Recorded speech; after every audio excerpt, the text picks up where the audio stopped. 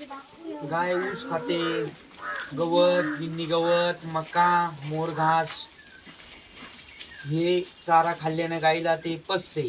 परंतु प्लॅस्टिक गाईच्या पोटात गेल्याने गाईच्या पोटात पॉयझन तयार होते आणि ते पॉयझन तयार झाल्यानंतर गाईची जगण्याची शक्यता नसते.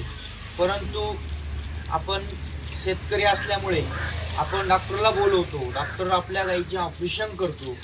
पण कितीही प्रयत्न करून तरी डॉक्टर म्हणतो का गाईची 100% गॅरंटी देत नाही. प्लॅस्टिक ही अशी वस्तू आहे तर गाईला सर्व पदार्थ चारा आपण सर्व पचतात, परंतु प्लॅस्टिक हे असं आहे का गाईची जीव धोक्यात असतं. त्यामुळे प्लॅस्टिक ही अशी वस्तू